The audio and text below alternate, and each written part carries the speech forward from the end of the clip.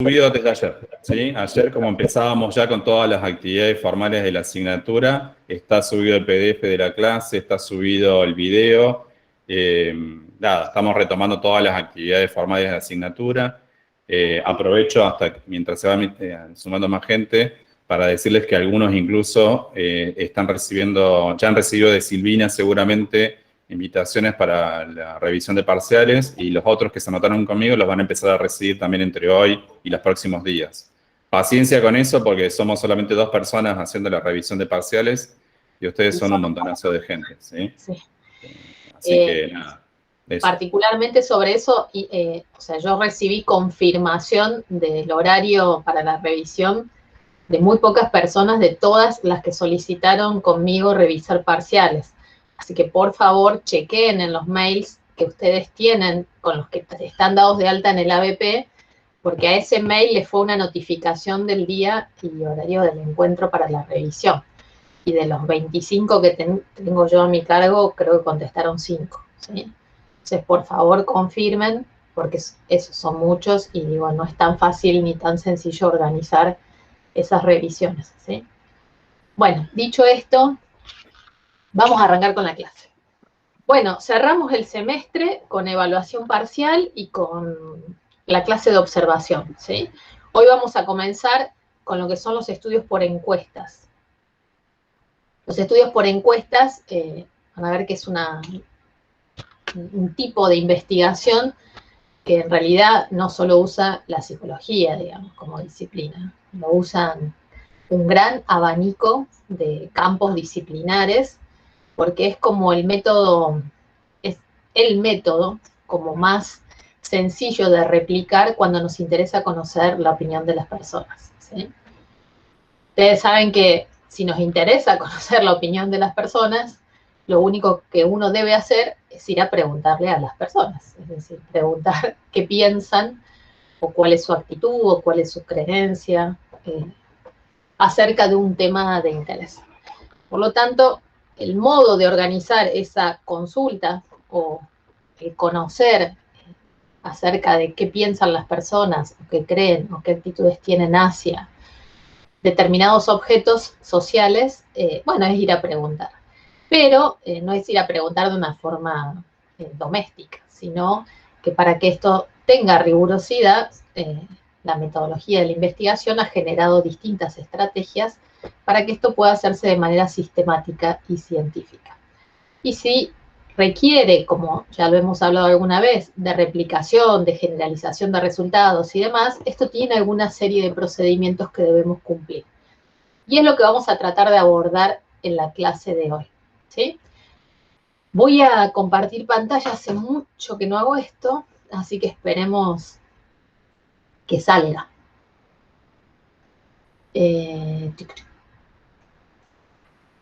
Ya no me acuerdo ni dónde están las cosas. Abajo de su pantalla, señora. Acá. Un cuadradito con una flechita para arriba. Ya lo encontré. Estamos un poco oxidados, pero no tanto. O sea, las vacaciones, ahí se ve. Las vacaciones hacen... Sí, se está cargando, ¿no? Que por Ahí cierto estamos. no son Pero no está en vacaciones. pantalla completa, sí. Ahí voy. Ahí está. Ahora sí, ahora sí, ahora sí. Perfecto. Genial. También recordarán que cuando vimos la clase de tipos de investigación, y esto es para que no se mareen, había distintas clasificaciones. Nosotros usamos la de León y Montero, pero había otras clasificaciones y nosotros, de hecho, en esas filminas dábamos cómo se articulan las distintas clasificaciones. ¿Qué quiere decir eso? Que no es que son todas diferentes y cada una clasifica como quiere, ¿sí? O que pueden ser contradictorias. La forma de clasificar los métodos son complementarias y depende de dónde ponen el eje para considerar esa clasificación.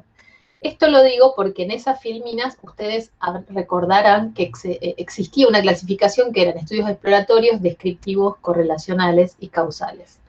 Entonces, a los estudios por encuestas se los suele encuadrar dentro de lo que se conoce como estudios descriptivos, ¿sí? Esto es como para que simplemente lo tengan en cuenta y vayan haciendo enlaces entre las cosas que vamos viendo en la materia a lo largo que avanzamos. Bueno, un aspecto, ¿se escucha algún ruido de interferencia? No. No, la verdad que no. Bueno. Debe ser el viento de tu ventana, Brusina. No sé, hay un viento terrible. O sea, puede ser. Bueno, ¿qué implica el procedimiento de encuesta o qué vamos a ver en esta clase? Bueno, vamos a recuperar, no es que vamos a dar desde cero, porque ustedes ya conocen bastante sobre esto, vamos a trabajar el concepto de población, es decir, a quién quiero ir a consultar, y dependiendo de esa definición de población, objetivo o de interés para ir a consultar, ¿qué tipo de muestra voy a considerar? Dado que ustedes recordarán por estadística, donde vieron estos conceptos, que muchas veces necesitamos hacer consultas sobre objetos que están diseminados en una población infinita o una población muy grande. Por lo tanto, para eso, la metodología y la estadística se valen de algunos procedimientos, como el muestreo, para poder acceder a una representación de esa muestra, pero en un tamaño menor y posible y accesible a los fines de poder indagar acerca de estas cuestiones que nos interesa consultar, ¿sí?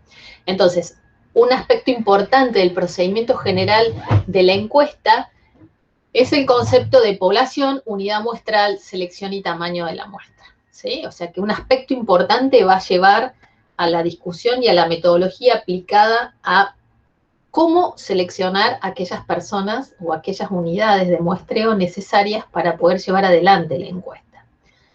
Y otro gran componente del procedimiento de encuesta tiene que ver con el diseño o el desarrollo del cuestionario, es decir, el conjunto de preguntas que yo voy a generar o a diseñar a los fines de llevar adelante el proceso de indagación por el cual quiero conocer creencias, actitudes, posiciones, ¿sí?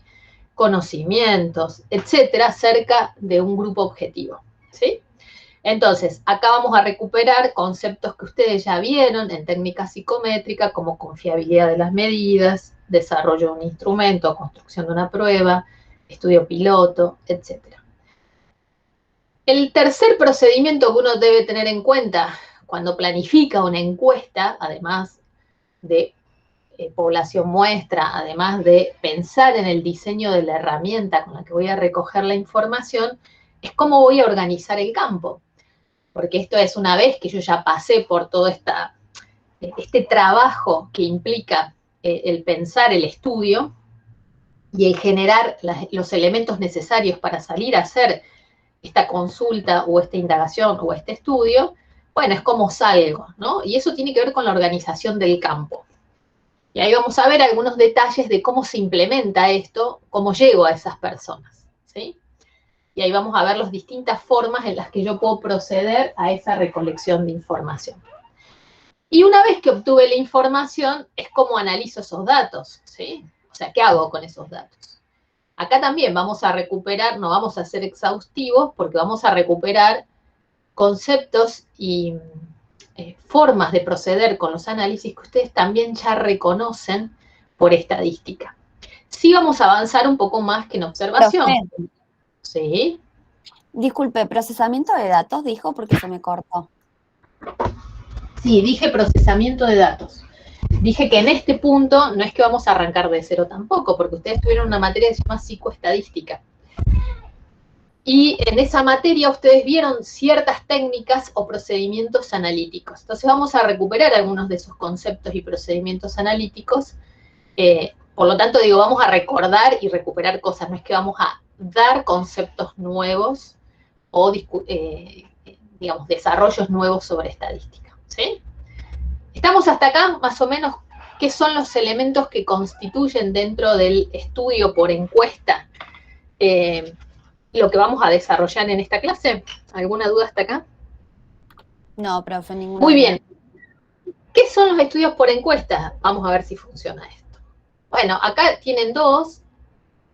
Sí, ¿lo ven? ¿Ven Día Internacional de la Mujer, un informe? El enlace que apareció ahora en la pantalla, sí. O sea, no sé si la gente... Muy bien. Verónica, tenés que ver en la pantalla, debajo de la figura de que dice Día Internacional de la Mujer, se ve que Silvina hizo clic y ahora apareció un link que antes no estaba, ¿sí? Pero en la pantalla, debajo de la imagen de Día Internacional de la Mujer. Fíjense. ¿Y ustedes qué ven, el link o ven la presentación? Está la el link y la presentación y hay presentación. un link como sobreimpreso debajo de la figura de Día de la Internacional de la Mujer. ¿Y se activó el link? No, o sea, No. si vos no le das clic, se ve que no, todavía. No, yo le di clic y en mi pantalla me fui No, a la vas a tener, si vos querés que veamos esa pantalla, te vas a tener que ir a esa pantalla. Voy. Sí. No todo funciona como uno desea. Aguanten, Vero Vamos y a Lara, ver. que están ahí preguntando. No, yo pensé que querías que viéramos el link, nada más, y bueno, que cada uno después lo chequeara. Yo quiero ver lo que yo estoy viendo.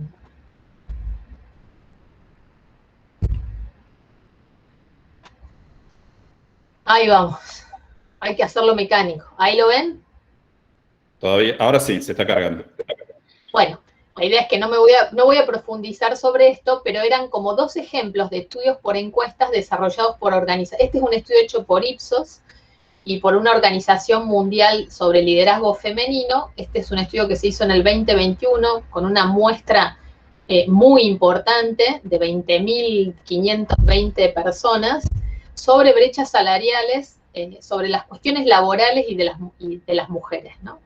Entonces, creo que es un informe re interesante para que vean, también para que vean, porque lo vamos a recuperar en algún momento, el modo de presentación de los resultados, la ficha técnica, ¿sí?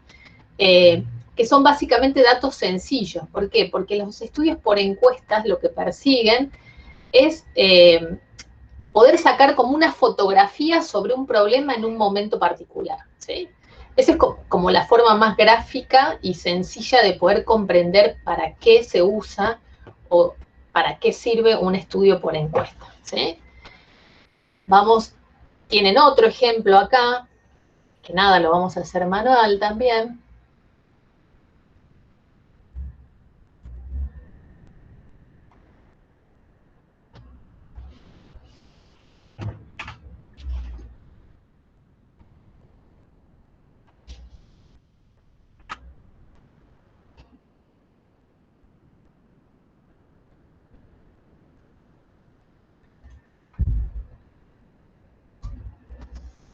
A ver, acá. Este creo que es el más conocido. ¿Ven ahí la página del INDEC? Se está cargando. Ahora sí. Ahí se ve bien. Bueno, el INDEC, que es un organismo por todos y todas nosotros conocido, es el que produce estadísticas en el país. Acá tienen, dentro de la página, si les interesa rastrear, verán que tienen estadísticas, entre otros servicios que tiene el INDEC, ¿no? Y dentro de estadísticas tienen diferentes tipos de categorías o problemáticas sobre las que reportan estudios, ¿sí? La más conocida es la EPH, que es la encuesta permanente de hogares, donde, digamos, en general son los informes que dan mensualmente sobre el crecimiento o no de la pobreza, la indigencia y demás. Ustedes pueden ver los informes, pueden ver las infografías, acá verán, no sé si se ve. ¿Se ve una infografía a la que le di clic? ¿O siguen viendo la página? Seguimos con la página. La página. Oh, hay que mejorar el mito. hay que mejorar el mito. Profe, a lo mejor cuando pones para compartir pantalla, seleccionas la opción de solo compartir una pantalla. Y hay otra opción de compartir todo. Cada vez que vos cambies se va a ver. Ay, gracias. A ver si es eso. Porque Claro, creo que es la primera opción que te aparece cuando compartís la pantalla, profe. A ver, si no es un bajón esto.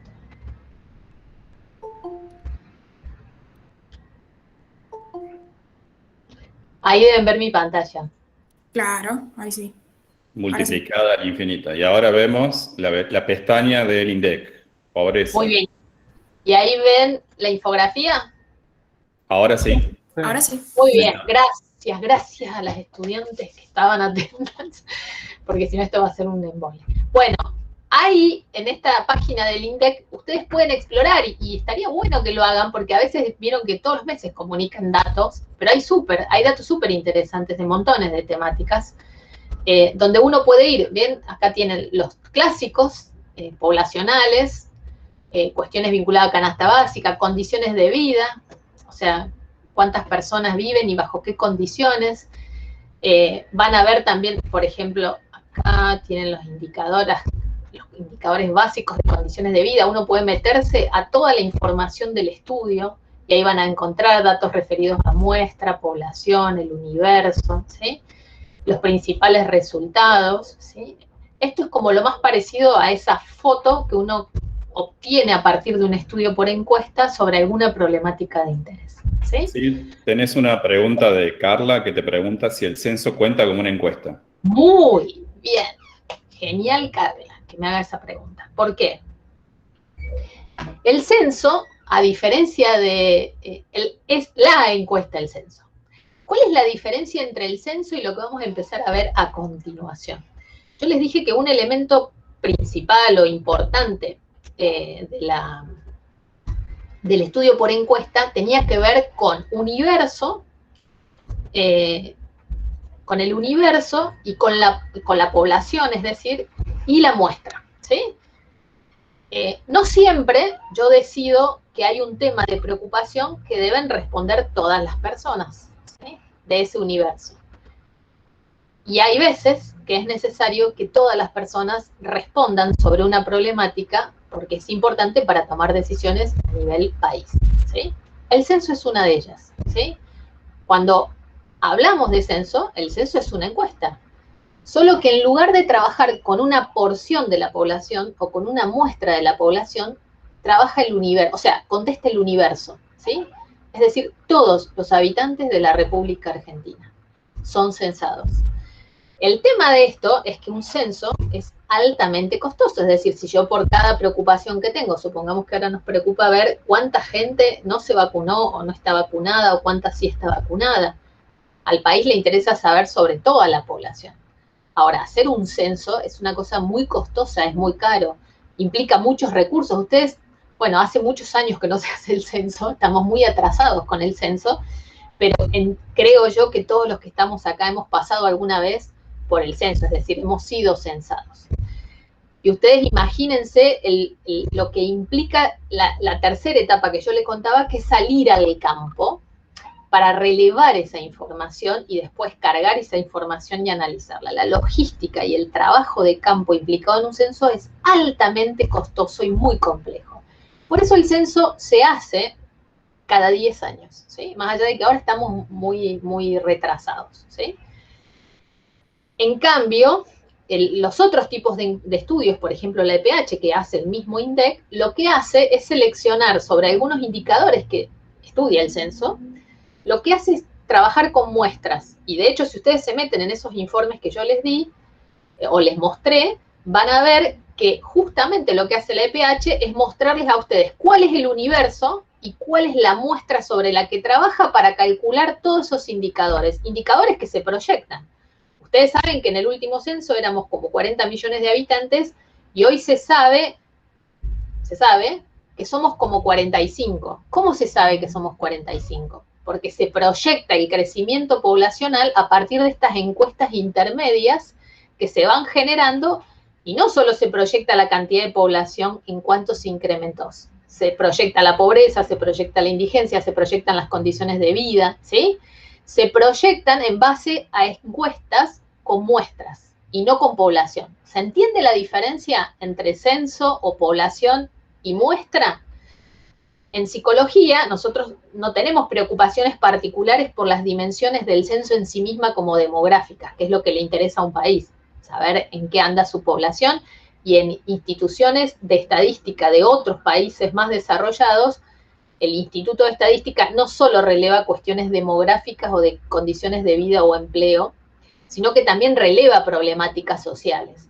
Por ejemplo, releva cuestiones vinculadas a la religión, releva cuestiones vinculadas a la discapacidad o los grupos minoritarios, releva cuestiones sobre bienestar subjetivo de la población, releva información sobre inmigración y problemáticas que pueden desprenderse de eso, que pueden ser todas de interés para nosotros, pero digo, en Argentina, el Instituto de Estadística todavía está muy orientado al relevamiento de información sistemática sobre condiciones de vida y sobre cuestiones demográficas, ¿sí? No necesariamente debería ser el único uso de un instituto de estadística, ¿sí? El instituto podría proveer, pero todo esto también es recurso económico, ¿sí?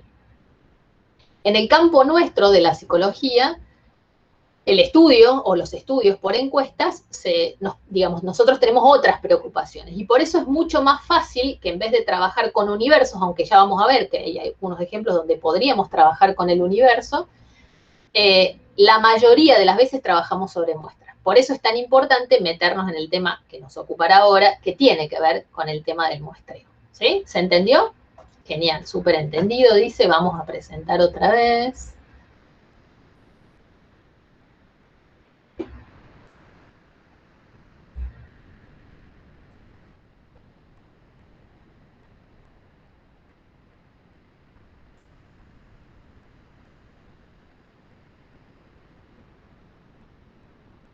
¿Se ve ahí la presentación? Sí, profe, se ve. Muy bien. Muestra. Muestra, yo dije, vamos a recuperar lo que ya saben. Sí, no está en pantalla completa, ¿no? Perdón.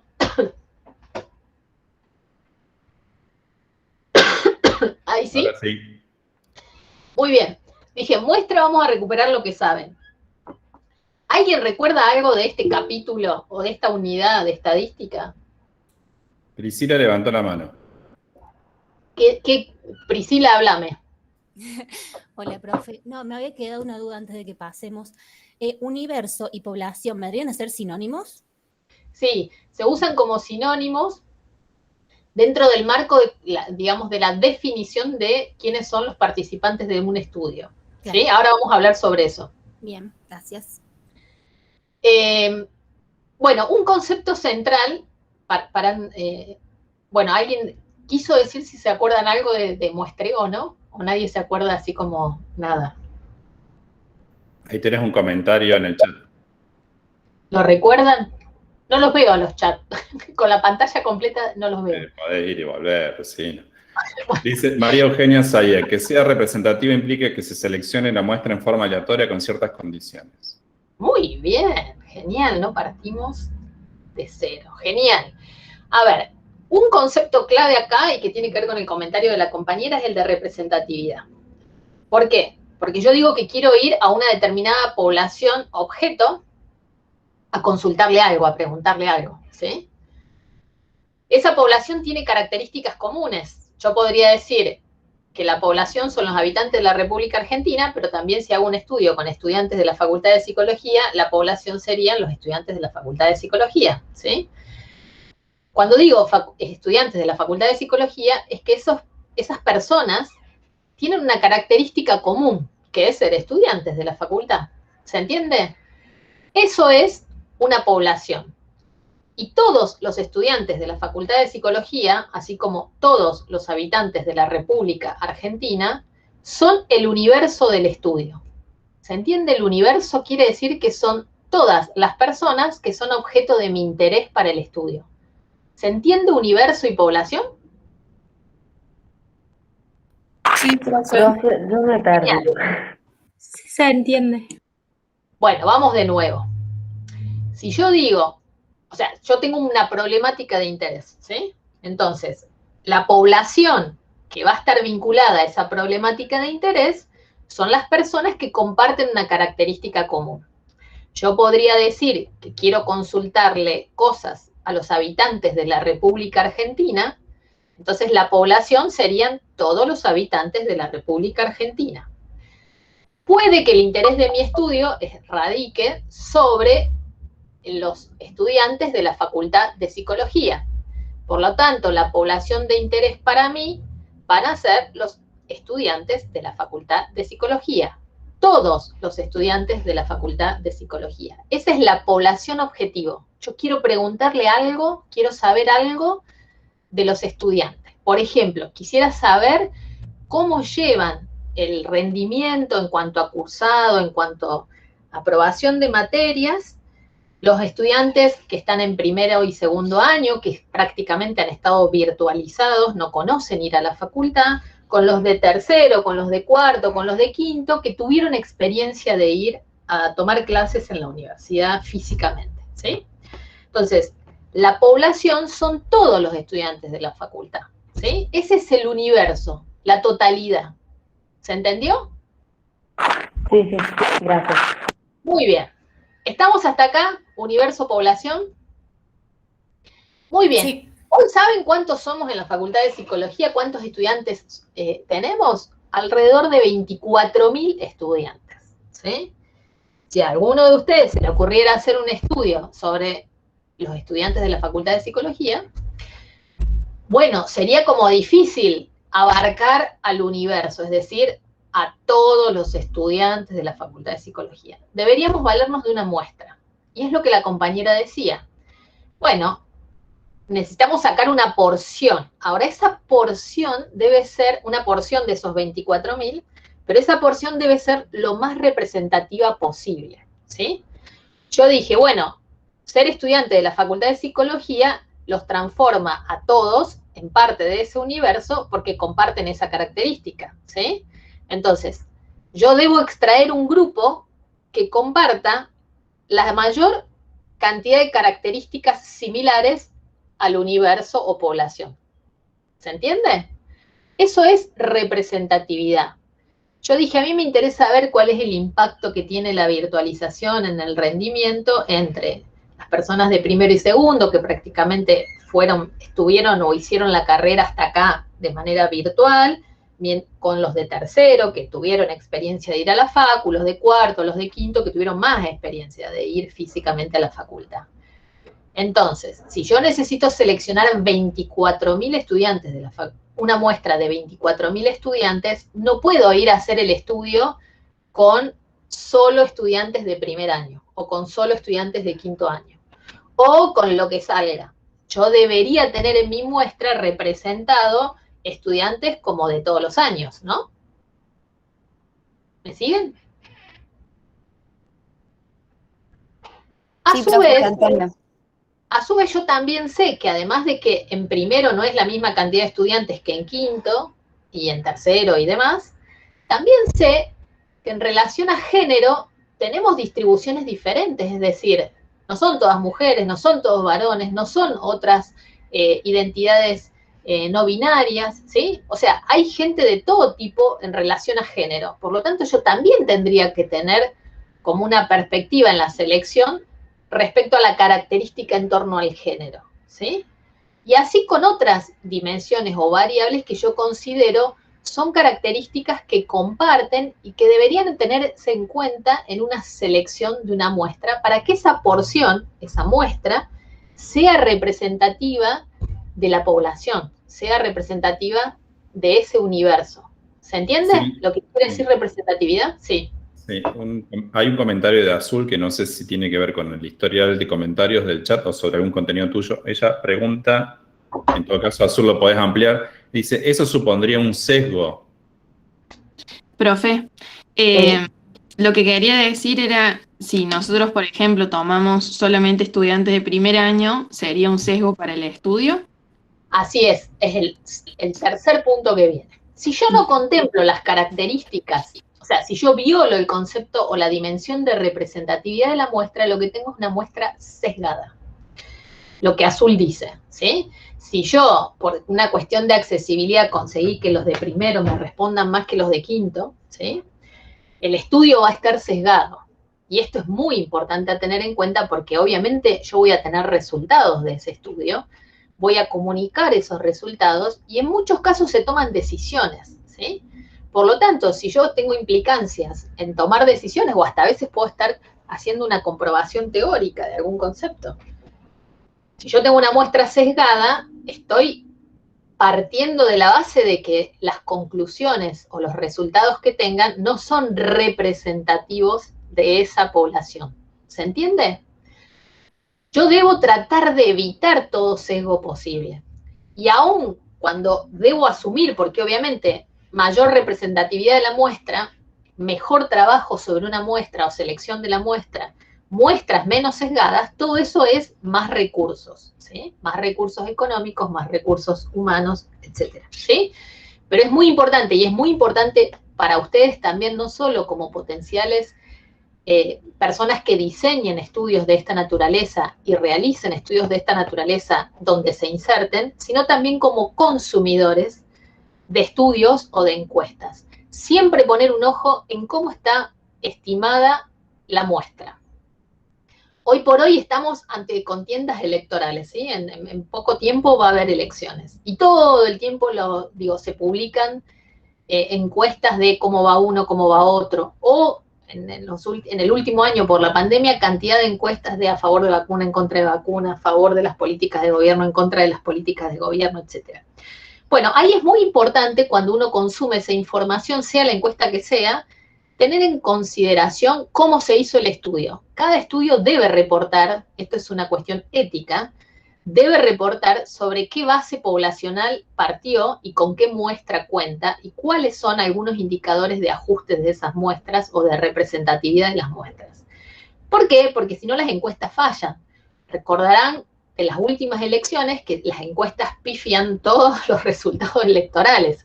Y dicen, bueno, la encuesta no atinó al resultado y demás. Bueno, tiene que ver porque se generan estudios con encuestas que tienen muestras muy sesgadas.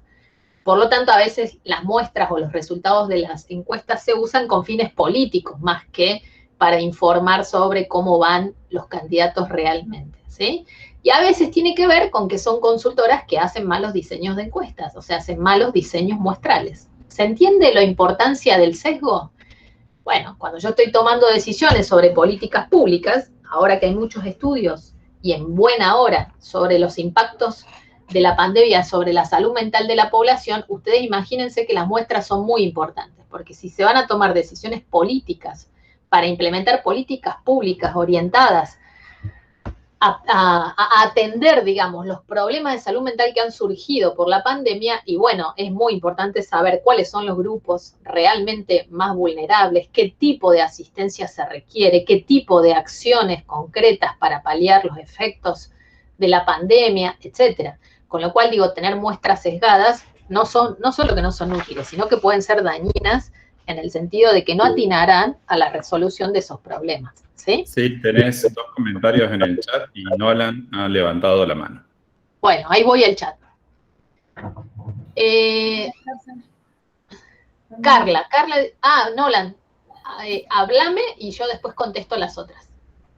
Bueno, tengo una consulta. ¿Cómo hacemos nosotros para no caer, digamos, en estas muestras sesgadas? Muy bien, ahí voy a ir a eso. Porque yo estaba pensando eso cuando pasó en el 2018 con todo el tema del aborto.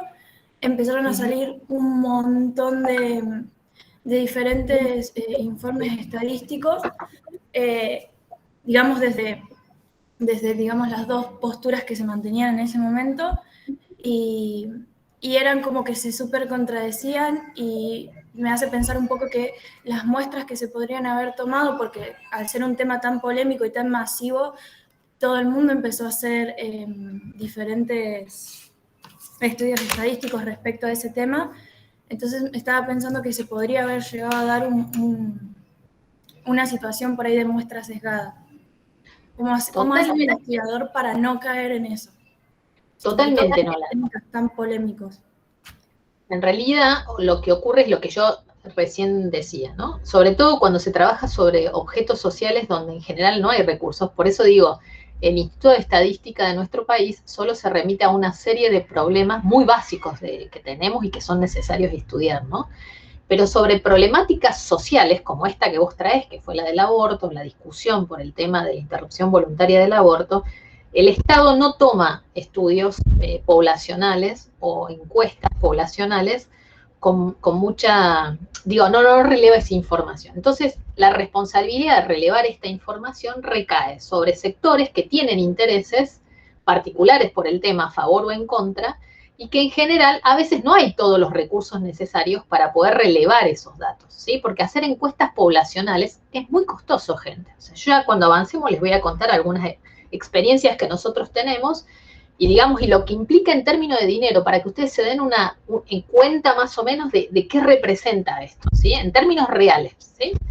Entonces, ahí uno accede Y la verdad que a veces los investigadores y las investigadoras ponen el mayor esfuerzo posible por llegar a muestras menos sesgadas. No es que lo hacen deliberadamente.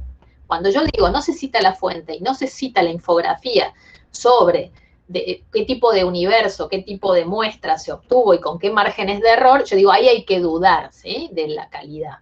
Porque digo, si alguien hace honestamente un estudio con una muestra sesgada, lo comunica, ¿sí? Uno dice, bueno, fue una encuesta por internet, estaba sesgada hacia niveles socioeconómicos medios altos, ¿sí?, con perfiles educativos altos, es decir, de universitario para arriba. Bueno, si yo leo resultados de una encuesta que me describe esa muestra, yo ya sé que está sesgada, porque es decir, hay una gran parte de la población que tiene que ver con otros sectores sociales, con otros niveles educativos, que no accedió a la encuesta. El no acceder a la encuesta tiene que ver con, bueno, cuántos recursos tiene el equipo que investiga para poder acceder, ¿sí?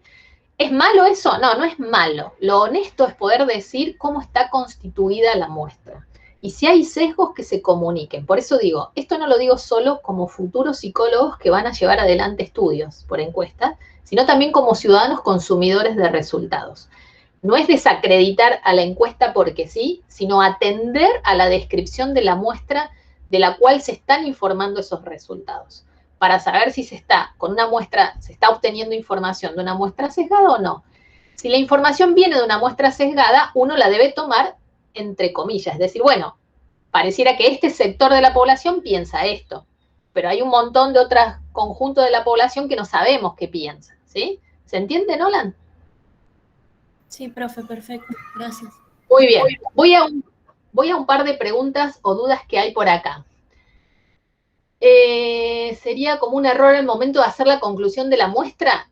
A ver, todo lo que implica, gente, diseño de muestreo, por eso se lo puse como un procedimiento. Es todo un proceso que ahora vamos a empezar a descifrar. Digo, ustedes ya lo vieron, pero vamos a tratar de descifrar y contarles un poco cómo se hace ese procedimiento, ¿sí? Que suele ser un poco medio aburrido el tema, pero bueno, vamos a tratar de ponerle garra para que se motiven, pero particularmente lo que me interesa, si alguna vez contratan a un estadístico que les haga la muestra, que no es menor tener en cuenta el tema muestreo, ¿sí?, en este tipo de estudios, ¿sí? Las telefónicas, muy bien, ya vamos a hablar de las telefónicas, ¿sí? Porque eso es una metodología que se ha implantado en el mundo moderno de hoy, en el mundo que tenemos, y trae tiene ventajas y tiene desventajas, ¿sí? Acá no hay demonios. La metodología ofrece cierta cantidad de técnicas y estrategias y ustedes deben conocer cuáles son los límites y las potencialidades de cada una. Porque dependiendo el recurso y el objeto que ustedes tienen por delante, hay que tomar una decisión en cuanto a cuál usar y en qué momento y para qué, ¿sí? Acá también supuestamente dijeron que el 80% de Córdoba no se había vacunado y después otros medios dijeron que estábamos casi todos con la primera dosis. Así es, por eso digo, en esto de la batalla comunicacional, donde las encuestas, por eso también separé esto, donde las encuestas juegan un rol político, bueno, seamos consumidores atentos. No quiere decir desestimar, sino, bueno, ir un poquito más allá del resultado e ir a la ficha técnica del estudio. Que me informen de dónde sacaron, qué tipo de muestra, quién lo hizo, ¿sí? Para poder profundizar un poco en quién es la fuente que provee esa información. Si alguien... creo que me dijo profe, ¿o no? Dice, pareciera que la mayoría de las encuestas sesgadas no son informadas y son dadas como correctas. Bueno, eso es una cuestión que ya no tiene que ver con la encuesta en sí, sino digo en la batalla comunicacional, ¿no? En cómo se usan estos resultados a los fines de intereses políticos de cada grupo o agrupación u organización o que defiende determinados tipos de intereses en torno a problemáticas, ¿sí? ¿Podemos tener preguntas dentro de la encuesta que digan si nuestra muestra fue o no sesgada? No, eso se define de antemano. Ya voy a contar un poco la cocina de la encuesta, ¿sí? Si estamos hasta acá, sigo con la cocina de la encuesta. ¿Estamos? Muy bien. ¿Siguen viendo ustedes la pantalla de muestra? Sí, pero no es completo, ¿sí? Todavía no importa, pero así, esto me es más fácil para irme al chat, si no tengo que salir de pantalla completa y irme al chat, ¿sí? Si lo ven, es un paso menos. ¿Cómo lo conozco, este cochinín? Paula, tenés abierto tu micrófono. Paula Vanessa algo. Paula Vanessa Cataldi. Gracias. Bueno, para determinar el tamaño de la muestra, ¿sí? Porque ya acordamos que a veces no puedo acceder a la población o universo, tengo que acceder a una pequeña porción. Ya dijimos que debo evitar que sea sesgada, por lo tanto tengo que tener algunas cuestiones en consideración. Primero, el tamaño de la población. ¿Qué me implica ese universo? Dijimos que en psicología tenemos 24.000 estudiantes, ¿sí? Que esa es la población. También tenemos que tener en cuenta la variabilidad de la medida, ¿sí? O sea, las medidas que se van a usar para relevar, ¿sí? Que eso implica calcular o hacer algunas estimaciones estadísticas. Y los márgenes de error de la muestra o la predicción. Acá tienen, esto es como, digo, esto es no es lo que se usa habitualmente para estimar una muestra, pero es un gráfico publicado en el libro de Blalock, que es un libro de estadística, que les muestra sencillamente cómo determinar un tamaño de muestra sin considerar, considerando la variabilidad de la medida en un 50-50, ya les voy a explicar qué es eso, pero para que sea fácil, para que ustedes lo visualicen y esto no quede en esto es una fórmula matemática, pero para que no quede en la fórmula, le traigo este cuadro. Dijimos que psicología tiene 24.000 estudiantes, entonces me voy acá a la primera columna, tamaño de la población, ¿sí? Bajo, bajo, bajo, bajo, bajo, llego a 25.000, ¿sí? Es lo más cercano a psicología, ¿no? Yo no debería quedarme en 25.000, debería calcular la fórmula con los 24.000, y si son 24.318, la fórmula debería indicar 24.318, ¿sí? Pero para que nos quede como una representación visual de lo que implica esto, ¿sí? Vamos a 25.000, que es lo más cercano que tenemos a la población de la facultad, ¿sí? Asumimos una variabilidad de la medida de P y Q 50%. Quiere decir esto que le doy a todas las características de esa población una probabilidad de azar del 50%, o sea, azar es 50%, cara o seca, ¿sí? De que ocurran o se expresen esas características, ¿sí? Yo acá, por ejemplo, podría decir, bueno, una medida que voy a tomar en consideración es género, ¿sí? Si yo sé que psicología es una población altamente feminizada, ¿sí? Son más mujeres y en menor proporción otros géneros, y yo diría que somos mujeres en un 65%, no lo sé a esto, o sea, no tengo ese dato, pero asumiendo que sí psicología, y eso sí lo sabemos, es una población feminizada, y después hay una proporción menor de otros géneros. Si yo digo que mi muestra voy a seleccionarla ajustando por sexo o por género, ¿sí? Si digo 50-50, es decir, azar, le damos a todos la misma probabilidad de que se exprese, no sería muy ajustada, ¿sí? ¿Por qué? Porque acá en vez de 50-50 en la relación PQ debería ser 65, ¿sí? ¿Se entiende lo que quiere decir la variabilidad de la medida? Si yo tengo información sobre las características de la población, debo hacerla jugar acá, ¿sí? En la relación de P y Q. 50% es cara o seca, misma probabilidad, o ajusto esa probabilidad en función de la expresión de la variable de interés.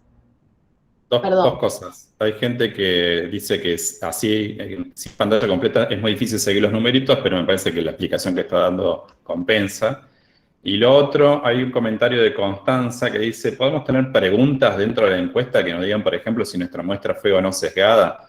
Por ejemplo, clases sociales, niveles académicos, género, edad y demás. Ah, sí. Sí, ya vamos a ir ahí, o sea, cómo nosotros después cotejamos o vamos controlando. Pero esto es la parte del campo, no en el diseño de la muestra, ¿sí? Ok. Otra pregunta de Rocío es, supongo que se debe estar refiriendo al tamaño de la población, porque dice, y si no tengo esa info, supongo que siguiendo tu ejemplo, la info sería el número total de estudiantes de psicología. Muy bien, ahí voy. Déjenme que yo termine de mostrarles el ejemplo este de la tabla, como para que se registren como una foto de cuál es, o cómo es, y después vamos a las que se llaman poblaciones infinitas, ¿sí? O cálculos estimados, ¿sí? Bueno, entonces dijimos que psicología tiene 24, o sea que me vengo acá al 25.000, vamos a darle el 50% de probabilidad a la variabilidad de la medida, y vamos a ver qué márgenes de error de nuestra predicción queremos. Y verán acá más menos 1%, más menos 2%, más menos 3%, hasta el más menos 10%. Entonces yo digo, bueno, en psicología tengo 24.000, me voy acá a 25.000, voy a asumir un margen de predicción del 8%. ¿Sí? Entonces vengo 25.000 a la columna del 8, me da que tengo que tener sobre los 25.000 estudiantes una muestra de 155 personas. ¿Se vio acá dónde me fui?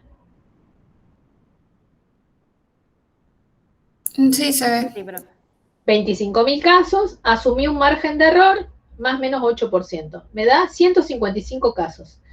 Es decir, de los 24.000 tendría que seleccionar un número de 155. Ustedes verán que a medida que achico el margen de error, del más menos 8, me voy acercando al más menos 1, este 155 se transforma, si asumo un 1% de error, en una muestra de 7.143. ¿Se ve la diferencia? ¿Qué quiere decir más menos 5, más menos 3, más menos 1? Cuando Tenés ustedes una... Perdón, antes de que sigas. Ahí María Eugenia te dice, ¿no estaría considerando que en realidad debería ser 65% y 35%? Sí, pero para eso tengo que calcularles una fórmula, ¿sí? Y yo dije que no íbamos a ir a la fórmula ahora, sino que iba a mostrarles aproximadamente, porque tampoco tenemos 25.000 estudiantes, ¿sí? Tenemos alrededor de 24.000, ¿sí? Para eso hay una fórmula que ustedes la saben porque las calcularon en estadística. Acá solamente estamos mostrando los elementos de la fórmula que hay que tener en cuenta para determinar el tamaño. Dijimos que es el tamaño de la población, la relación de la variabilidad de las medidas, y dijimos que son los márgenes de error, ¿sí? Esto es solo graficar y mostrarles a ustedes, sin calcular fórmulas, cómo se aproximarían a determinar el tamaño. Esto es una fórmula que ustedes la tienen en los textos de estadística, ¿sí? Que después, si quieren, se las podemos volver a dar, pero digo, en el manual de ustedes de estadística la tienen y se estima que ya calcularon esto. ¿Qué quiere decir margen de error y nivel de confianza? Estos más menos 1% al 10%. Quiere decir que si yo, como conclusión de mi encuesta, digo que el 80%, decían acá en el chat, el 80% de la gente no quería vacunarse, ¿sí? Y la ficha técnica de esa encuesta, y un poco por lo que preguntaba Nolan, la ficha de esa encuesta dice que determinó X cantidad de casos en un universo de tanto, y que el margen de predicción es del más menos 5%, que es un porcentaje que se suele utilizar de predicción. Quiere decir que el 80% que yo veo que dicen que no se quieren vacunar, si el margen de error y el nivel de confianza es más o menos 5%, es que el rango de que no se quieren vacunar, ese 80 puede llegar hasta un 85% o hasta menos 5% del 80, que sería un 75%. ¿Se entiende cómo se lee el resultado cuando yo tengo indicado el margen de error y el nivel de confianza del tamaño de la muestra? Es decir, que hay una variabilidad ahí de más o menos 5% sobre el resultado que doy. Es decir, que si el 80% dijo en una encuesta que no se quería vacunar, la expresión de ese resultado en la población, si esta fue representativa, o por lo menos del universo al que representa, es más o menos 5%, más o menos 3%, más o menos 10%. Entenderán por qué no se usan porcentajes de nivel de confianza y margen de error muy altos, o sea, es decir, cercano al 10. ¿Por qué? Porque si yo tengo que tomar una decisión sobre la población con una muestra, si yo acepto niveles de confianza o márgenes de error muy altos, la predicción es muy ambigua, ¿sí? Porque tener un 10% de margen de error me habilita casi a un 20% de variabilidad de mi resultado. Entonces, claramente, si yo tengo que tomar una decisión sobre eso, asumir un margen de variabilidad de un resultado, un 20%, puede tener muchas implicancias, ¿sí? ¿Se entiende lo que quiere decir o cómo se lee el margen de error y el nivel de confianza en una muestra? Entonces, cuando piensen, ahí voy, Melina, cuando piensen en el diseño de una muestra, tienen que tener en cuenta el tamaño. Si yo no sé qué tamaño tengo, bueno, debo hacer todos los esfuerzos posibles por averiguarlo. ¿Por qué? Porque si yo no conozco aproximadamente el universo, difícilmente puedo extraer una muestra con las características de ese universo, ¿sí? Pero también podría pasar, ustedes ven ahí que la tabla, ese dibujito que tienen, dice 100.000 o más. Hay en estadística lo que se llaman poblaciones finitas, que son más o menos hasta 100.000 unidades, o 100.000 personas, y lo que se llaman poblaciones infinitas, que es cuando se supera ese rango poblacional, ¿sí? Porque ahí eso implica cambios en la fórmula de cálculo del tamaño. ¿Por qué? Porque obviamente a mayor cantidad de población, ¿sí? Bueno, no necesito una muestra mucho mayor, ¿sí? O sea, si necesito 7.000 para 25.000, posiblemente en una población de 3 millones de habitantes, para un margen de error equivalente, pueda necesitar 8.500. Es decir, no es proporcionalmente el aumento del tamaño de la muestra, no se corresponde con el aumento del tamaño de población, ¿sí? Esto tiene que ver con una ley de probabilidades, ¿sí? Que estudiaron también en estadística. Entonces, pero estos son cálculos que se introducen en la fórmula del cálculo de encuesta, ¿está? Y yo puedo meter muchas dimensiones más. Mientras más información de la muestra yo tengo, mientras más información de la población yo tengo, más elementos puedo controlar en el cálculo de la fórmula para calcular o estimar el tamaño, ¿sí? Melina. No, sí, a eso iba a preguntar, que mientras más características se tiene, es menos la posibilidad de que esté sesgada la muestra, ¿no es así? Porque eso va a hacer que más representativa esté. Yo tengo una consulta, a ver si entendí bien lo que usted está explicando de la tabla. Ese margen de error quiere decir que nosotros a la hora de leer eso tenemos que tener en cuenta que puede haber un 5% o no recuerdo bien, de que ese porcentaje puede ir a un 85 o un 75. Entonces quiere decir que si nosotros tenemos que tener en cuenta de que... Melina, te dejé de escuchar. Se cortó. Se le cortó. A ver, ¿vieron cuando, para que esto lo van a cazar rápidamente, el tema del margen de error y el nivel de confianza? ¿Vieron cuando dicen que la diferencia entre un candidato en una elección es del 2%? ¿Sí? Van casi, y se le dice empate técnico. Y uno dice, bueno, empate técnico no es, si uno tiene 2% más. En realidad se le dice empate técnico porque ese 2% está incluido, o sea, está colapsado por el margen de error y el nivel de confianza de la encuesta. ¿Qué quiere decir eso? Si Vicky y yo tenemos una diferencia en una contienda del 2% y el margen de error de la encuesta que se hizo y el nivel de confianza es del 5%, el resultado da una diferencia de 2. Pero cuando yo intento extrapolar, es que esto que le llaman en estadística generalizar el resultado a la población, que es ese margen de error y ese nivel de confianza, en realidad si Vicky me gana por un 2%, ella podría estar en una ganancia por encima en un 5% o por debajo, igual yo, con lo cual esa diferencia que tenemos a la hora de interpretar el margen de error y el nivel de confianza, puede que Vicky y yo quedemos empatada o que yo le gane a Vicky, ¿sí? ¿Por qué? Porque esa muestra asume un margen de error y un nivel de confianza que cuando hay tan poquita diferencia entre ella y yo, en este caso, puede estar comido, digamos, o subsumido por ese nivel o margen de error o de confianza de la muestra, ¿sí? Melina, otra vez estás. Se me fue la conexión, profe, disculpe. A lo que iba era que si ese margen de error siempre se tiene que tener presente. Eso digo. Siempre. Eso habla de la calidad de la muestra, porque aunque la muestra sea sesgada, o sea, si yo ya sé que fue sesgada porque fue telefónica, no todo el mundo tiene teléfono, con lo cual desde el vamos, la encuesta telefónica está sesgada, ¿sí? Pero calculan un tamaño importante y verán que los tamaños de muestra de las encuestas telefónicas son importantes, asumen niveles de confianza y niveles de significación con errores que en general intentan que sean pequeños, ¿sí? Ese es el resultado, lo que se informa es el resultado, el 80, el 25, el 32, la diferencia entre Vicky y yo de un 2%, eso es el resultado.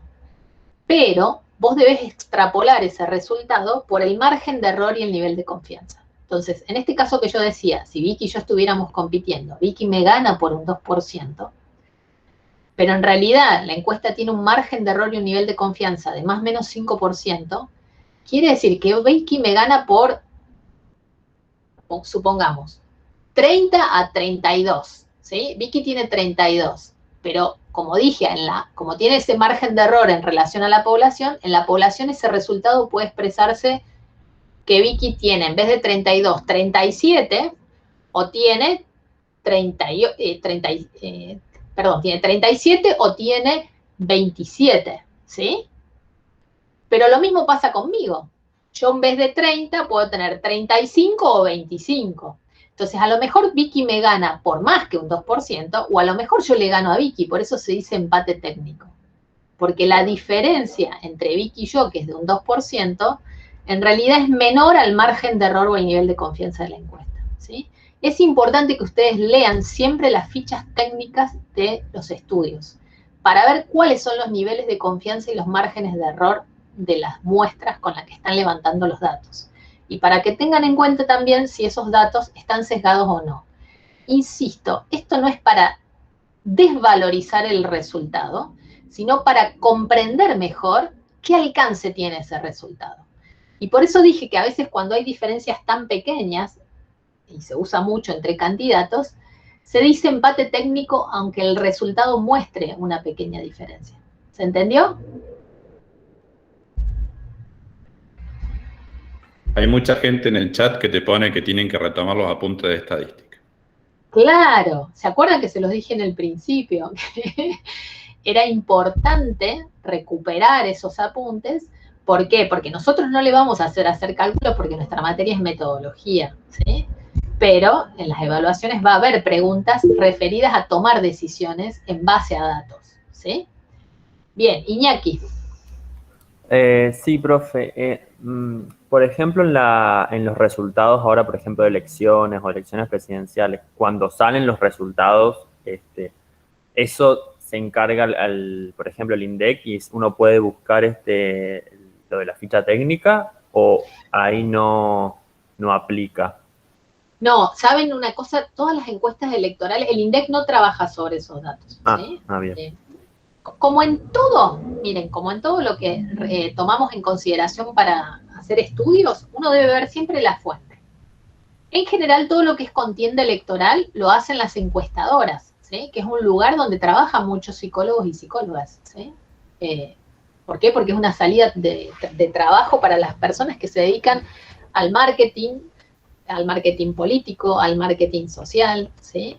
Y que en general radican o se encuentran en consultoras, ¿sí?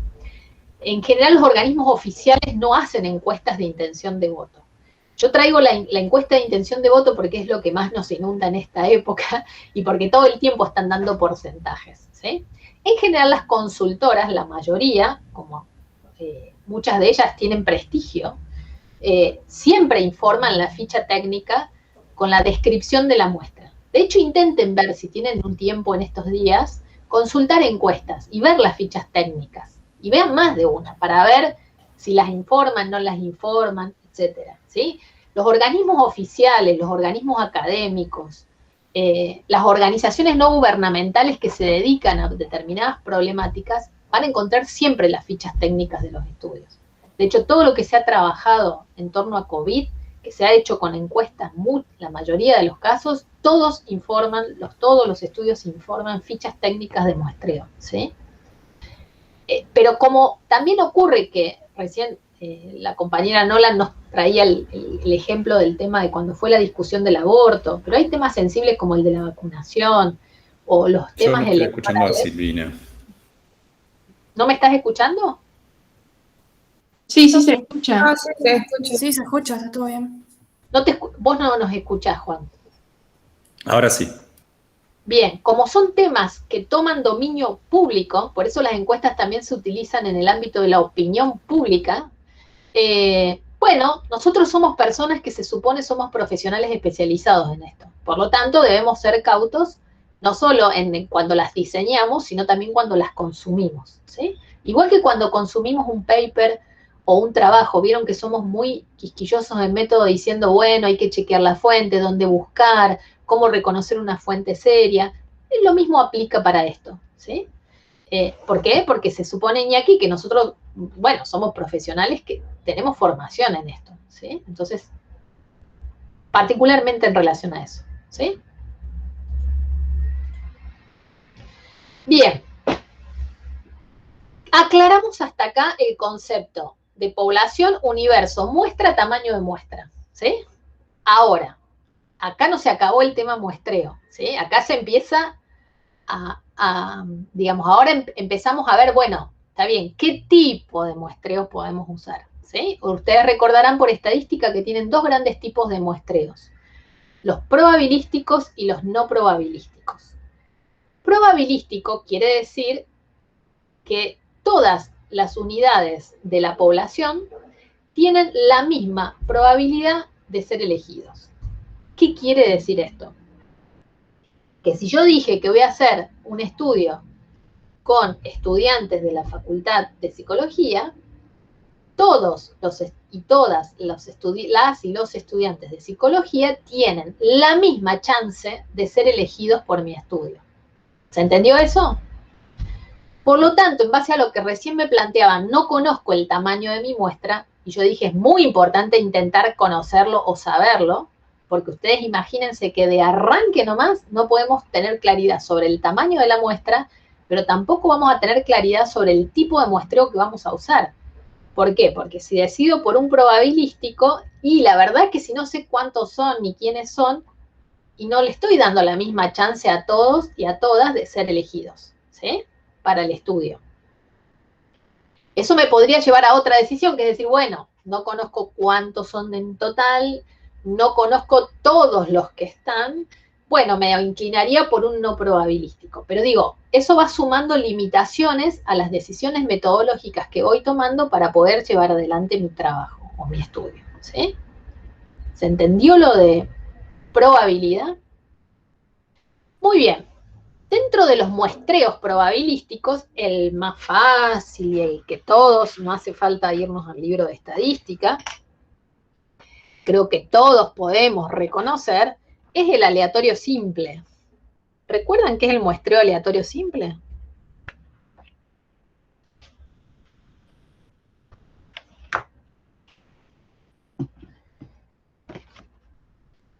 ¿Sorteo le suena? Azar, dice alguien. Muy bien, es el azar. Todos ustedes, los 24.000, ustedes se inscriben por Guaraní, ¿no? A materias, a matricularse, ¿sí? Todo el mundo conoce el Guaraní. Muy bien. Todos ustedes se inscriben con un número, más allá de que también sus nombres y demás, ¿sí? Pero todos ustedes tienen un número de matrícula que corresponde con su número de DNI. Entonces, el Guaraní es una gran base de datos que contiene a quienes son estudiantes activos de la Facultad de Psicología. O sea, yo digo que hay 24.000, los 24.000 están ahí adentro, ¿sí? ¿Cómo se imaginan hacer un muestreo aleatorio simple de esos 24.000 o de esas 24.000 personas? ¿Cómo se imaginan? ¿Cómo procederíamos con un aleatorio simple ahí? Dijeron que es azar, ¿no? Asignar un número a cada uno de los 24.000. Ya lo tienen al número, porque ustedes se identifican con un número único, ¿no? El DNI es irrepetible, o sea, no hay dos DNI iguales, ¿sí? Cada uno de ustedes ya tiene un número, ¿sí? Pero alguien me levantó la mano y me perdí de... Ah, sí, sí. Dale, no, pensaba que le das, o sea, estimás el número de la muestra que necesitarías y de ahí sacas aleatoriamente, decís, bueno, tírame de esta base de datos, no sé, 1.500 DNI, cualquiera. Muy bien, Priscila. ¿Recuerdan el dibujito que vimos con la tabla de margen de error, nivel de confianza? Miren, vamos a hacer para que el ejercicio no quede suelto. Miren, nos vamos a los 25.000. Supongamos que tenemos 25.000 y asumimos un margen de error de más o menos 5. Damos probabilidad PQ 50%. Dice que tenemos que seleccionar 394 estudiantes, ¿sí? Como bien dijo Priscila, nos vamos a... sorteamos 394 números y a quien le tocó ese número es parte de la muestra. ¿Se entiende? Sí, profe, se entiende. Y voy y busco esos 394. Eso es aleatorio simple, ¿sí? Es decir, sorteo a todas las unidades, es decir, a los 24.000 que están en el guaraní, le di la misma probabilidad. De hecho, ustedes en el Excel, hay muchos programas que dicen, sorteame 394 números, uno le dice de dónde va el número hasta dónde va el número. En el caso de ustedes que tienen DNI, uno podría decir, bueno, sorteame 394 números impares. Entonces me voy en cifras de 6 números, qué sé yo. ¿El DNI cuánto tiene? ¿6? No, tiene 8. En cifras de 8, ¿sí? Entonces el programa sortea en cifras de 8 394 números, ¿sí? A veces uno sortea un poco más de números, porque a veces no es coincidente con el número que está registrado en la base. O a veces uno selecciona la base y, como dijo Priscila, sorteame 394 personas de estas que están acá adentro.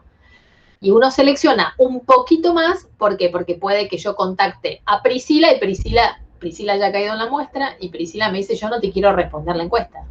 ¿Sí? Entonces, debo reemplazar el caso de Priscila, pero no lo puedo reemplazar, bueno, la conozco a Vicky, le tomo la encuesta a Vicky, ¿no? O sea, quien sigue a Priscila porque no quiso responder, porque responder es un acto voluntario, debe ser seleccionado por el mismo sistema. ¿Se entiende? Profe, Sí. pero si hacemos el sorteo solamente con los DNI impares, por ejemplo, entonces no tendrían todos la misma posibilidad de participar en la muestra. Son distintas metodologías. Yo puedo irme al guaraní, como dijo Priscila, y decir, de todo el guaraní, ustedes imagínense que el guaraní es una gran planilla Excel con sus datos. Sorteame de todas estas personas, 394 eran, no me acuerdo. Sorteame personas, y me va a seleccionar personas de esa base, ¿sí? Las que yo le diga. Pero yo podría hacer un modo más sencillo, más rudimentario, que es ir a un curso o a la facultad y decir, bueno, que respondan todos aquellos cuyo DNI termine en número impar. Listo, ¿sí? Y todos los que tienen número impar es otro sistema de aleatorización. O todos los que tengan, o voy a un curso y están todos sentados físicamente y le digo, bueno, banco de por medio empezando por esta persona, van a contestar de manera alternada. Son todos sistemas de aleatorización sistemáticos, ¿sí?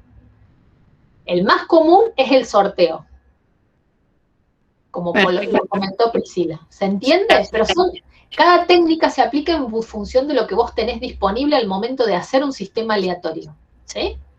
Bien, si yo tengo un guaraní, genial. Ahora imagínense que no siempre tenemos un guaraní para poder seleccionar aleatoriamente personas. ¿Se entiende? Priscila. Claro. Sí, pero en ese caso yo me preguntaba, si vos sabés ya que la Facultad de Psicología, por ejemplo, tiene mucha más cantidad de mujeres que de varones y vos haces un sorteo, después en la muestra vas a tener muchas más mujeres que varones. Entonces eso, en relación a la variable sexo, género, por ejemplo, ¿habría alguna... ¿Eso también habría que tenerlo en consideración o cómo se hace? Sí, claro. Recién fuimos por el primer tipo de muestreo, ¿sí? Acá explicamos la técnica, cómo se hace, ¿sí? Ahora vamos a ver qué ventajas y desventajas tiene. Primera ventaja, si vos tenés un guaraní como el que tenemos, bueno, es un ventajón, ¿sí? ¿Por qué? Porque es muy sencillo, es muy económico sortear personas de una base de datos, ¿sí? Y después recurrir a esas personas. ¿Cuál es la desventaja? Bueno, es que simplemente por algún sistema de aleatorización podemos dejar excluido personas, ¿sí? Entonces, podría ocurrir que en general no siempre tenemos la chance de poder contar con las unidades registradas, ¿sí? Ustedes imagínense que si yo, en vez de la Facultad de Psicología, tengo la ciudadanía de Córdoba, no tengo una base de datos con la ciudadanía de Córdoba para sortear gente. Debo apelar a otro tipo de muestreo. El muestreo aleatorio simple es el más sencillo y el más ventajoso cuando yo tengo identificado a las unidades que conforman la población, ¿sí? Es fácil, es económico, es sencillo de hacer y garantiza la misma probabilidad a todas las unidades que componen el universo o la población, ¿sí?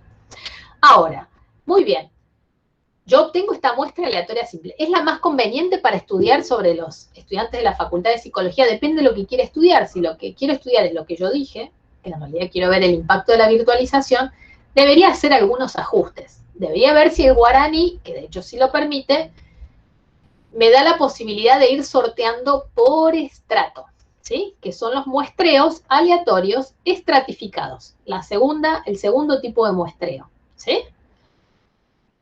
¿Qué es un muestreo estratificado? Dijimos cuando arrancamos hablando de la Facultad de Psicología que no es la misma cantidad de gente que hay en primer año, en segundo, en tercero, en cuarto o en quinto. Esto que traía recién, no me acuerdo si era Azul o Priscila.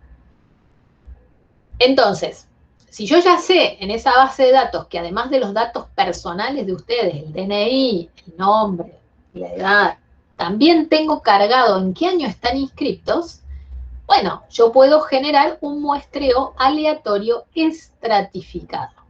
Entonces digo, los 24.000 se reparten, qué sé yo, 7.000 en primero, 5.000 en segundo, 3.000 en tercero, ¿sí? Y así sucesivamente. Puedo identificar la cantidad de personas que hay en cada uno de los años. Cada año se transforma en un estrato. ¿Me siguen hasta acá? ¿Me siguen? Entonces yo ya sé que de los 24.000, es decir, dije que iba a seleccionar 294 personas, esas 294 personas no son en cualquier año. Yo debo calcular el peso de cada estrato, es decir, de los 24.000, ¿cuánto representa, qué proporción representan los de primero? ¿Sí? Que a lo mejor es el 30%. ¿Cuánto representa los de segundo? ¿Cuánto representan los de tercero? ¿Sí?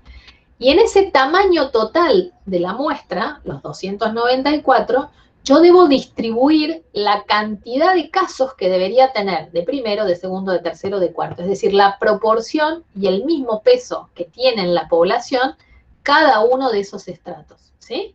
Entonces, en vez de sortear en el guaraní, pum, así completo, los 294, yo le diría, sorteame 50 de primer año, sorteame 30 de segundo año. ¿Se entiende? Transfiero a la muestra la misma proporción o el mismo peso que el estrato tiene en la población. Rocío quiere hacer una pregunta.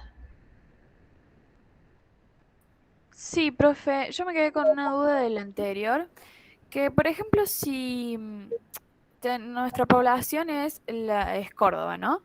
Sí. Y yo salgo a hacer encuestas a la calle y, o sea, como que me cruzo con gente y le hago encuestas. ¿Eso sería aleatorio?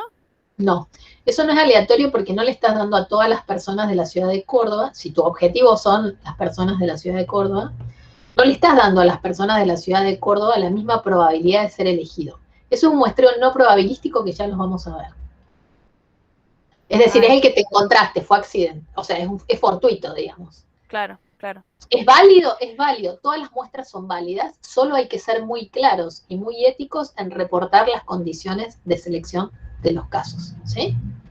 O sea, profe, para todo tipo de muestreo es muy importante que toda la población esté registrada, pero para el muestreo aleatorio simple es como lo fundamental, porque si no, no se puede hacer, digamos. Así es. Y así como de bueno es difícil a veces hacerlo porque no hay muchos casos donde tengamos toda la población registrada.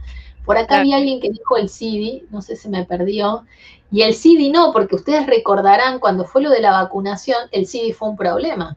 ¿Por qué? Porque hay una enorme porción de la ciudadanía de Córdoba que no está registrada en el CIDI, ¿sí? Entonces, si todas las personas, incluido niñas, estuvieran registrados en el CIDI, bueno, el CIDI puede ser una herramienta como lo es el guaraní, ¿se entiende? Pero digo, en la medida en que el CIDI no están todos y todas las personas registradas, o si estuviéramos trabajando con mayores de 18, no todas están registrados, y bueno, deja de ser una herramienta útil para hacer un muestreo aleatorio simple. Entonces, como bien lo decía Carolina, bueno, el aleatorio simple es un golazo, pero no siempre lo podemos aplicar, ¿sí? Acá debemos ser claros en qué podemos hacer. Ahora, si tenemos el guaraní, los tenemos registrados, sabemos que no es un universo homogéneo, sino que en primer año hay más, en segundo menos, etcétera. Si a su vez sabemos que en torno a género se distribuye diferente, bueno, transformemos a género en un estrato y transformemos al curso en otro estrato. Es decir, de género tendremos tantos estratos como géneros contemplemos, ¿sí? Que puede ser mujer, varón, sexo o no me identifico de manera binaria, pueden ser 3 estratos, o pueden ser muchos más, todos los que yo decida como investigador o como investigadora determinar en cuanto a género. Pero también tengo otro estrato que puedo introducir y que tiene que ver con el año en que se cursa. Entonces, no es lo mismo estar en primero o en segundo porque son estratos que tienen pesos diferentes.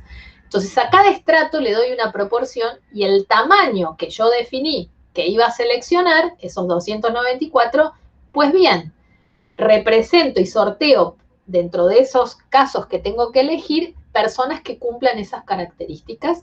¿Por qué? Porque lo tengo registrado en un guaraní, ¿sí? ¿Se entiende? Esa es la mayor condición de virtud y de ventaja. ¿Se entiende? Entonces, para del estratificado también necesitamos tener un registro como guaraní o algo así para poder definir el grupo que sea representativo de cada estrato. En realidad, en relación al estrato, esto es un aleatorio estratificado. Ya vamos a ver que hay otras formas de estratificar que no es el aleatorio. Aleatorio estratificado es cuando tengo en cuenta el estrato, es decir, mi población asume características diferentes, entonces yo a esas características le asigno una condición de estrato, pero debo conocer la proporción del estrato, es decir, el peso que el estrato tiene o la distribución que tiene en la población, ¿sí? Y es aleatorio porque tengo un registro, es decir, entonces puedo seleccionar a través de algún sistema a esas personas, ¿sí? Pues bien, hay otro muestreo probabilístico que trabaja con estas nociones, pero donde no tengo la posibilidad de tener a las personas registradas. ¿Me siguen hasta acá? Sí, pero... Y es el muestreo por conglomerados, ¿sí? Y acá vamos a donde empiezan a complicarse las cosas y al por qué es tan difícil, como hablábamos al inicio, por qué es tan difícil no contar siempre con muestras no sesgadas. Cuando yo debo consultar o saber por qué una población piensa lo que piensa, y la población es la ciudadanía de Córdoba, por ejemplo, bueno, no tengo un registro de todos los habitantes de la ciudad de Córdoba, ¿sí? Y ustedes me dirán, bueno, está el registro civil, sí, pero el saber dónde está, si vive en donde vive, que dice vivir, o sea, es muy complejo eso. Y además, ustedes imagínense, aunque yo pudiera acceder, son más de 1,5 millones de habitantes, sortear 1,5 millones de habitantes y después ir a buscar caso por caso es una cosa extremadamente compleja. Entonces, los muestreos por conglomerados nos ofrecen alguna alternativa para salvar estos problemas, ¿sí? Entonces, ¿qué quiere decir un conglomerado? ¿Qué es un conglomerado? Bueno, un conglomerado es un conjunto de personas que comparten esa característica. Entonces uno podría decir, bueno, un conglomerado puede ser un municipio, un conglomerado puede ser una ciudad, ¿sí? Ustedes verán que muchas encuestas se toman seleccionando ciudades, grandes centros urbanos, pequeños centros urbanos, ese puede ser un conglomerado, ¿sí? Entonces, en vez de seleccionar muestras por cada una de las ciudades de Argentina, bueno, se sortean inicialmente en una etapa, y esto ya es por etapa, determinados conglomerados, ¿sí? Conglomerado puede ser, si me refiero a Córdoba, conglomerados pueden ser ciertas áreas o zonas de Córdoba que se sabe que tienen determinadas características. No sé si alguno vio en las últimas elecciones que empezaron a aparecer el mapeo de la votación.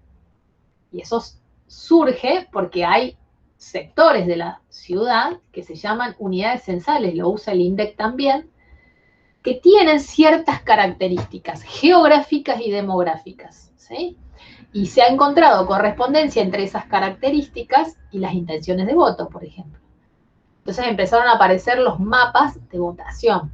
Pero en realidad, de base de eso, existe algo que se llama la distribución por radios censales, y esos radios que tienen que ver con características geográficas y demográficas se usan para trabajar cuando uno trabaja con grandes poblaciones, es decir, con unidades importantes de población.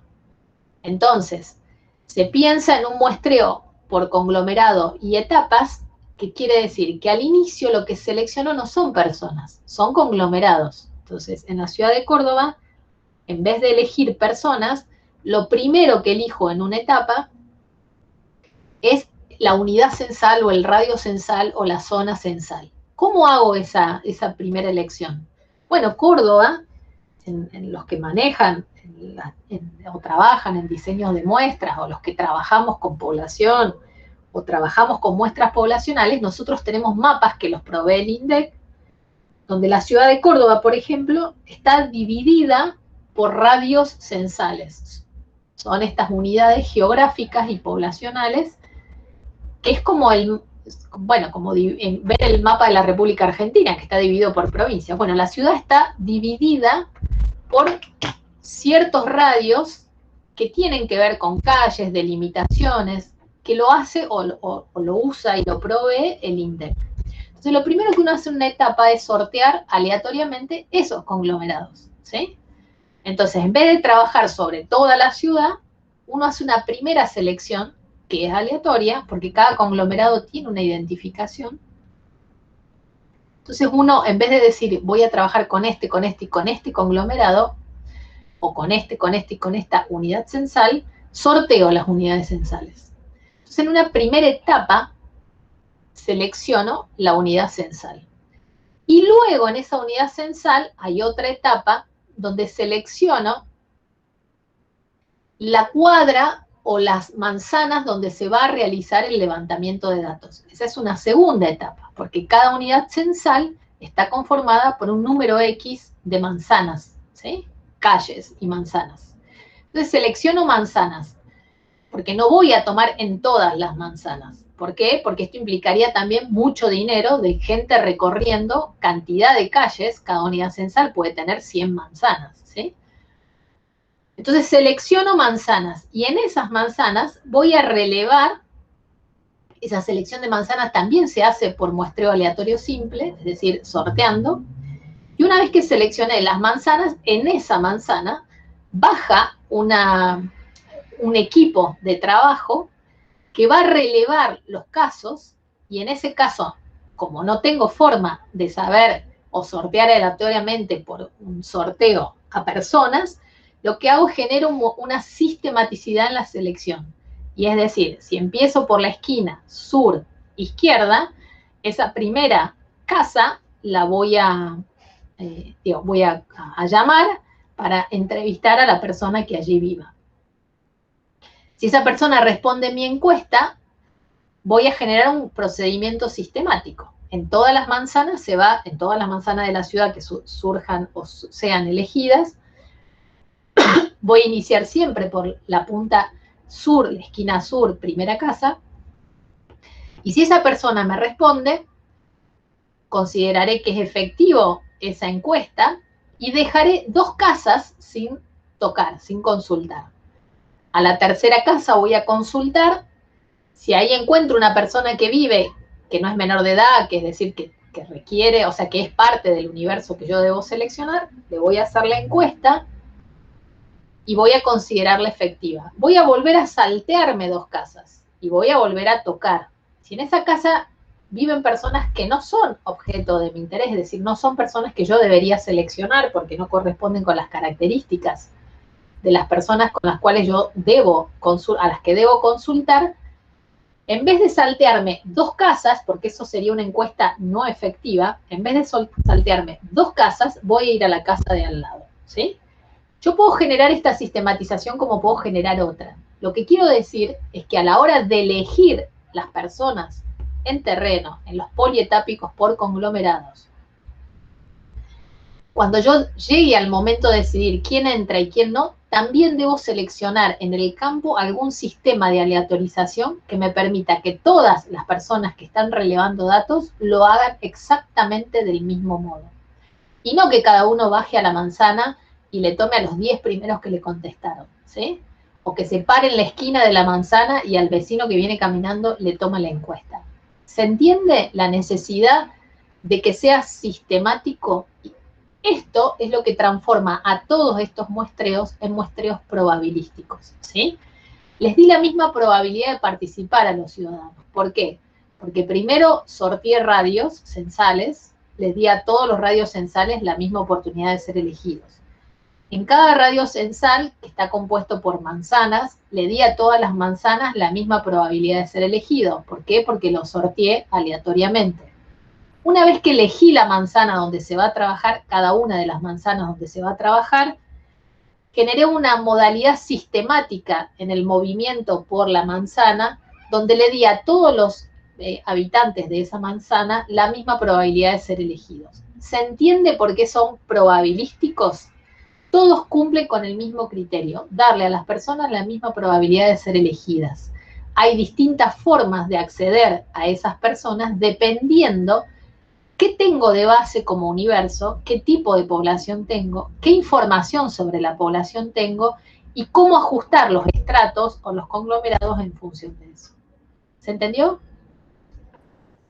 Sí, profe. Profe, dice, no me quedó claro las ventajas y desventajas del muestreo aleatorio estratificado. En realidad la desventaja que tienen estos muestreos es el costo. Ustedes imagínense que para hacer hoy por hoy cada encuesta que se toma, es decir, si yo voy a encuestar como parte de un grupo, si lo hago como estudiante voluntario, me tienen que pagar el colectivo, el transporte hasta el lugar de trabajo, hasta la manzana que me ha tocado.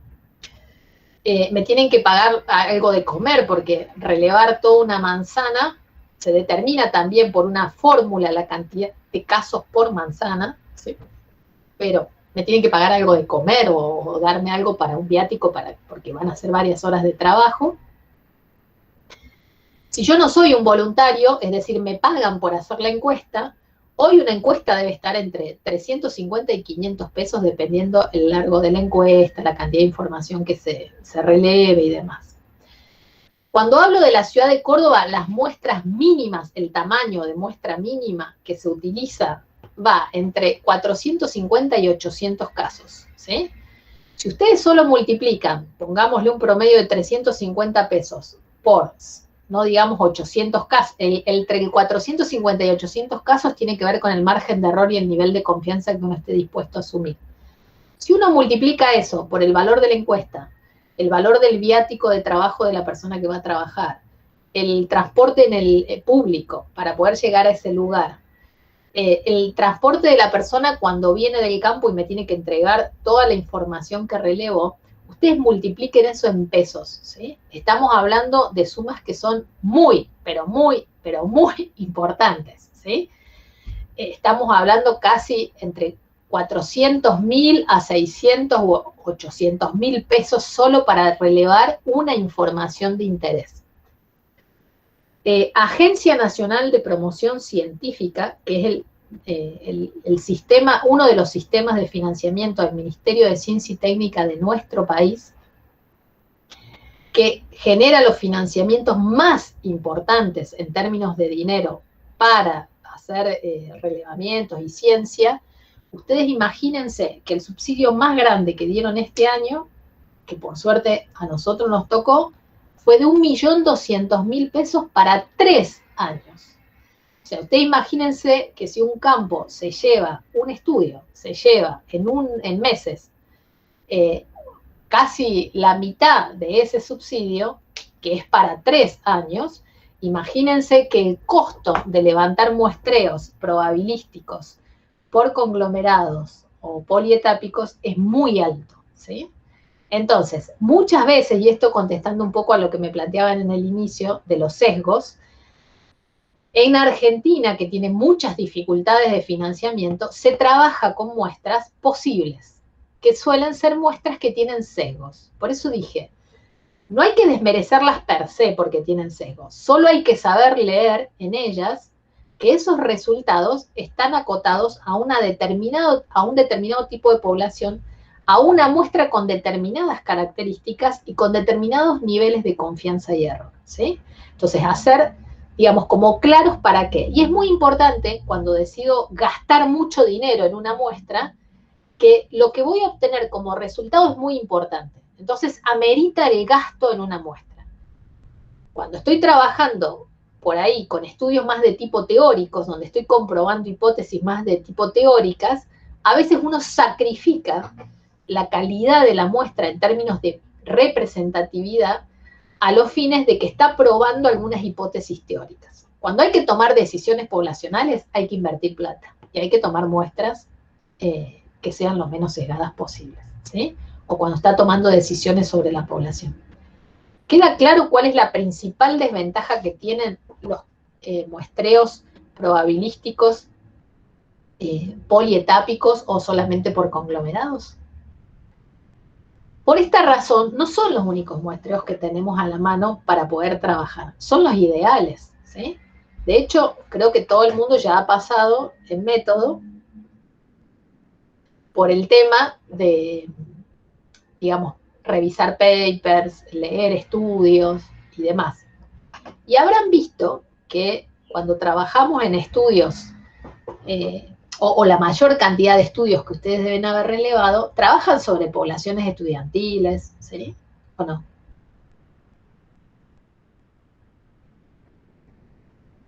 ¿No? ¿No han visto que los papers que leen, en general las muestras son no probabilísticas, ¿sí? Y son muestras, en general, no solo no probabilísticas, sino muy orientadas a estudiantes universitarios o a profesionales. Entonces hablan de muestreo accidental, de muestreo intencional o por conveniencia, ¿sí? Porque son las muestras más económicas, ¿sí? ¿Tienen sesgos? Claro, sí tienen sesgos. ¿Sabemos que no son representativas? Claro, sabemos que no son representativas. Todo esto lo informan y se informan para que quien use esa información tenga en cuenta que no, esos resultados tienen limitaciones, ¿sí? Y por eso nos valemos de este otro tipo de muestreos que son los no probabilísticos. Bueno, no probabilísticos quiere decir lo contrario a probabilístico, es decir, no le estamos dando a las personas de la población o del universo la misma probabilidad de ser elegidos. Recién una compañera decía, profe, ¿pero es probabilístico si me paro en la calle y le voy tomando a las personas? No. Eso se considera un muestreo accidental. Esto también lo vieron en estadística. En estadística, a este tipo de muestreos también se lo llama por accesibilidad. Es decir, bueno, me paré en la esquina y todas las personas que ahí pasaron y que me contestaron, les tomé la encuesta, ¿sí? Eso es un muestreo por accesibilidad. ¿Qué ventaja tiene? Es económico, gente. Puedo acceder a diversidad de población, que de otra forma tal vez no lo haría. ¿Cuál es la desventaja? Y bueno, que solamente contestaron aquellos con los que me encontré y que quisieron contestar. ¿Son representativos de la población? Y no lo sé, ¿sí? Esa es la desventaja que tienen en general todos los no probabilísticos, ¿sí? Otro muestreo no probabilístico son los muestreos a propósito o por conveniencia, ¿sí? O intencionales también algunos le llaman, que el criterio de usar este tipo de muestreo ya no es pararme en la calle o pararme, qué sé yo, en la facultad y tomarle al estudiante que pase, o largar una encuesta online, que hoy se usa mucho, y que conteste todos aquellos que accedieron a la encuesta, sino que el muestreo por conveniencia tiene como características que yo selecciono personas que cumplen una característica que es parte del objeto de estudio. Por ejemplo, quiero saber qué opina de, qué sé yo, de determinada psicoterapia un conjunto de expertos, ¿sí? Entonces selecciono esa condición, defino qué es esa condición de expertos y voy a seleccionar solo aquellos que cumplan esa condición. Y no es que tengo para eso una base de donde seleccionar esos expertos. Yo voy contactando personas que cumplan con esa característica, ¿sí? Pero no son todos los psicólogos, sino que son psicólogos que son expertos en algo. ¿Se entiende? Entonces, al igual que el otro tipo de muestreo, la ventaja que tiene es que yo voy a obtener una especificidad en el objeto va a ser muy direccionado o bien orientado en el sentido de qué es lo que quiero indagar sobre esa población, pero bueno, no le estoy dando a todos los expertos en el tema la misma posibilidad de ser elegidos. Tengo que tomar agua.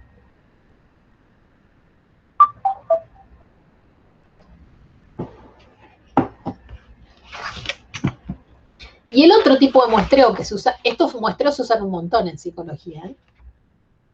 El otro tipo de muestreo que se usa muchísimo y que viene a salvar un poco los problemas que tiene, por ejemplo, el muestreo cuotificado o por conglomerados estratificados, es el muestreo por cuotas. El muestreo por cuotas es un muestreo no probabilístico, pero que de algún modo permite salvar las dificultades que tenemos económicas a la hora de seleccionar un muestreo por conglomerados. ¿Por qué?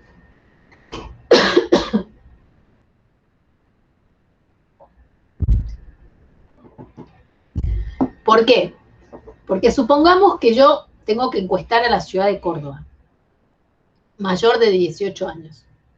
Lo ideal hubiera sido, como vimos antes, tener un muestreo probabilístico por conglomerados y polietápico. No puedo, no tengo esa plata para poder llevar adelante ese tipo de muestreo. Pero sé, por el tamaño de muestra que debo tener, que debería tener, dijimos, entre 450 y 800 casos, dependiendo el margen de error y el nivel de confianza que debería tener o asumir. Pero no puedo sortear radiocensales, de los radiocensales sortear manzana, bajar con gente a cada manzana, relevar esa información, ¿sí? Pero yo sé, por los datos del INDEC, que la población de Córdoba tiene ciertas características, ¿sí? Tanta gente es de, bueno, el INDEC no reconoce género sino sexo, tantas mujeres, tantos varones.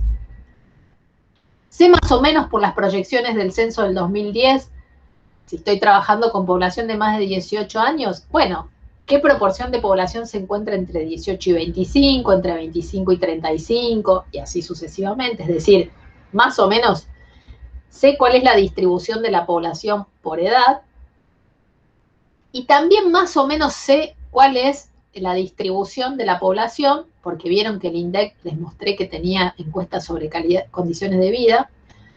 Sé más o menos cómo se distribuyen los niveles socioeconómicos. Hace un rato una compañera me preguntó acá si uno podía incluir preguntas en el cuestionario para poder determinar qué tipo de muestra tiene. Acá se usan esas preguntas. ¿Por qué? Siempre se preguntan estas preguntas, pero acá tienen un sentido más importante. Porque en la otra, en los estratificados y probabilísticos, esas preguntas se hacen y se analizan después. Acá, las preguntas sobre nivel socioeconómico, sobre edad y sobre sexo o género, se preguntan y se van controlando en el proceso de levantar los datos. ¿Por qué? Rebobino. Yo dije que tengo un tamaño entre 400 y 800, dije que conozco por los datos del INDEC cómo se distribuye la población por sexo, por nivel socioeconómico y por edad. Entonces digo, bueno, voy a tomar una muestra de 600 casos. Esos 600 casos voy a determinar el peso que tiene cada estrato, es decir, sé que el 51% son mujeres, resto varones. Muy bien, de los 600 casos, el 51% de esos casos van a tener que ser mujeres y el resto varones. Sé que un 13% de la población son de entre 18 y 25 años. Muy bien, de los 600 casos, un porcentaje va a tener que tener esa edad. Y además debe cumplir con la condición de que el 51% sean mujeres y el 49% sean varones, ¿sí? Es decir, me hago un esquema de cuotas, por eso se llama muestreo por cuotas. Cada uno de esos estratos sean únicos o combinados, es decir, un estrato único es solo tener en cuenta el sexo. Un estrato combinado es cuando tengo en cuenta sexo, tengo en cuenta como la edad y puedo tener en cuenta el nivel socioeconómico. Más estratos pongo, más compleja es la cuota, es decir, una vez que determino el tamaño, determino las cuotas, ahora debo ir a seleccionar la gente. Y para poder seleccionar la gente debe cumplir con el criterio de la cuota. Es decir, me voy a parar, como dijo la compañera en la esquina, y voy a parar a una persona que viene caminando. Lo primero que le voy a preguntar a esa persona, bueno, obviamente que el sexo entre varón y mujer, si tomo los datos del INDEC, me es fácilmente identificable o podría ser más sencillamente identificable que otras dimensiones. También puedo calcular más o menos por la apariencia que tiene, más o menos en qué rango etario está, si está por debajo de los 30 o por encima de los 30. Entonces yo ya sé como encuestadora que estoy buscando personas jóvenes y estoy buscando varones. Bueno, viene un varón que más o menos calculo que tiene por debajo de los 30, lo convoco y lo invito a que me conteste la encuesta. Lo primero que le voy a preguntar es qué edad tiene, porque estoy buscando por debajo de 30, pero específicamente debo cumplir con la cuota de 18 a 25 años. Si la persona me dice que tiene 28, bueno, gracias, te agradezco un montón, no te hago la encuesta, ¿sí? ¿Por qué no le hago la encuesta? No cumple con la cuota que tengo que relevar, ¿sí? Al inicio de un campo de esta naturaleza se levantan todos, porque en realidad, cuando no tengo casos, hay que cumplir con todas las cuotas. El muestreo cuotificado se vuelve más sensible cuando ya releve un 50% del campo, yo ya voy chequeando qué pasa con las cuotas, es decir, se vienen cumpliendo, qué cuotas me faltan. A veces me faltan las de nivel socioeconómico más bajo o el más alto, ¿sí? De determinada característica de género o de edad, ¿sí? Y debo salir a buscar esas cuotas. ¿Se entiende lo que es un muestreo por cuotas? Sí, profe. Se me hace como muy complicado, por así decirlo, o sea, marcar bien la diferencia entre estrato, conglomerado y cuota. Es como que En general, todos refieren a la misma cosa. El conglomerado, no refieren a la misma cosa. Estrato y cuota refieren a la misma cosa, ¿sí? Es lo mismo. Claro. Es la porción o es, digamos, el segmento de ese universo que vos vas a seleccionar o que vas a tener en cuenta para la selección, ¿sí? En cambio, el conglomerado es una unidad poblacional menor, ¿sí? Si yo tengo la ciudad de Córdoba como objeto, bueno, ¿cómo encarás la ciudad de Córdoba para levantar datos? Bueno, una forma es el conglomerado, ¿sí? El conglomerado podría ser el radio censal, no es el único conglomerado, ¿sí? Podría ser el radio censal, es una porción de población menor que está delimitada por determinadas características, que yo dije son geográficas y poblacionales, ¿sí? Eso es lo que dije yo, hace el INDEC. Mapea a la ciudad en distintos lugares, ¿sí? Otro conglomerado podría ser los CPC de la ciudad de Córdoba. Ustedes saben que el municipio de Córdoba tiene una política de centralización y en los CPC delimita zonas de influencia de los CPC, ¿sí? Igual que en el sistema de salud, los hospitales y los centros de salud de Córdoba están regionalizados, es decir, si bien atienden gente como de todos lados, un dispensario tiene un radio de influencia, ¿sí? Tiene una zona de cobertura, ¿sí? Eso puede ser un conglomerado, es una unidad menor. En cada uno de los conglomerados, de los ejemplos que te fui dando, te fui cambiando la condición del conglomerado.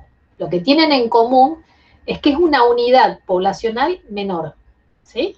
Y que yo puedo seleccionarla. De hecho, podría tomar, si estoy trabajando en salud, como conglomerado las zonas de influencia de los centros de atención primaria de la salud de la ciudad de Córdoba y las UPAs, ¿sí? Que son unidades más pequeñas.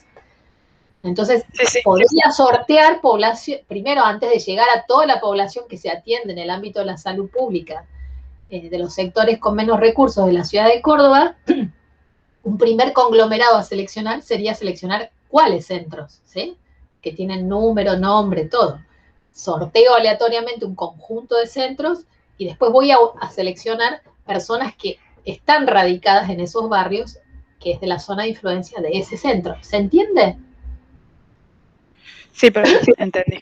En cambio, la cuota o la estratificación es si yo además, una vez que llegué a la UPA, llegué al hospital, llegué al CPC o llegué al radio censal, que es el conglomerado, yo ahora tengo que elegir las personas. Las personas se eligen, puedo elegirlas así, sin nada, voy y que salga lo que salga, o puedo generar estratos. ¿cómo genero estratos si yo tengo información sobre esa población? Sé que en torno a la distribución por edad, por género, por nivel, bueno, son diferentes, ¿sí? Entonces, si yo sé que son diferentes, debo darle a esa muestra la posibilidad de que sea representativa esa expresión de esa característica en la muestra. Porque si yo voy al voleo y al primero que me contesta le tomo, genial, pero eso puede estar sesgado por todo lo que vinimos hablando. ¿Por qué? Y bueno, porque en ese barrio viven más mujeres que varones. Entonces, si yo tomé a lo que venía, el estrato por sexo no lo tengo contemplado. ¿Se entiende?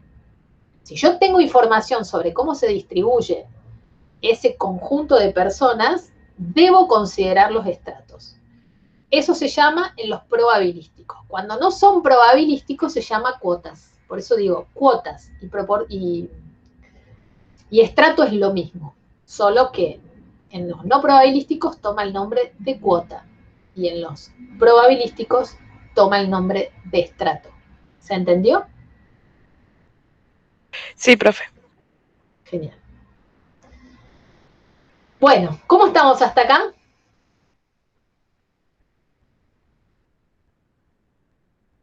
Bueno. Agobiados.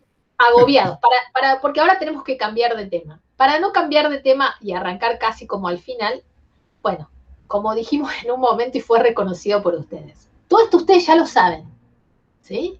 O sea, no debería ser como un problema comprender esto, y yo no tengo ningún problema en aclararlo y por eso me he detenido particularmente en contarles cada uno, ¿sí? Pero digo, estos conocimientos que ustedes ya tienen, entonces desempolven los apuntes de estadística a los fines de poder, no solo poder entender por ahí estas cosas o volver a entenderlas, sino para tener satisfacción con ustedes mismos, de poder recuperar aquello que ya rindieron, que estudiaron y que tenía una función, sobre todo, digo, la función de poder aprender esto en algún momento de la carrera tenía que ver con que en método estas cosas empiezan a aplicarse y tienen un sentido que es muy importante, ¿sí? Insisto, como psicólogos y psicólogas a futuro, que vamos a ser personas competentes para hacer esto, como consumidores o como asesores en posibles inserciones profesionales, ¿sí? O sea, es importante saber, no es importante aprenderse el cálculo de la muestra, es decir, en la fórmula para calcular no es importante, porque cuando uno la necesita, va, la busca, aprende cómo se hace y la hace, ¿sí? Lo importante es saber que uno debe hacerlo, ¿sí? Y por qué es importante hacerlo, ¿sí? Y no mandarse así como venga y que lo que uno obtenga como resultado allá va con eso, ¿sí? Sino que todo esto tiene técnicas, porque yo arranqué diciendo, bueno, cuando uno necesita conocer la opinión o la actitud o lo que sea sobre algo, lo que uno debe hacer es ir a preguntarle a las personas. Pero para que eso no sea algo cotidiano y sea una práctica científica, debe hacerse con metodología y con técnicas que tienen rigurosidad para poder ser comunicadas, para que puedan ser utilizadas y para que puedan ser informadas, ¿sí? ¿Estamos? Bien, bueno, la próxima clase seguimos con encuestas, así que si pueden darle una miradita al texto, genial, así si hay dudas, es muy fácil a ver, esta unidad es muy fácil, pero tiene mucha metodología, ya empezamos a complicar los estudios, ¿sí? Entonces eso a veces como un poco medio plomo, pero es importante saberlo y apropiarse, porque es importante, gente, les va a ser útil, ¿sí? Bueno, nos vemos el próximo jueves, en algún momento del día de hoy subimos esta clase, ¿sí? Gracias por acompañarnos hoy en nuestra primera clase y sigamos cuidándonos. Muchas gracias, profe. Nos vemos. Chao, profe. Chao, profe. Adiós, adiós.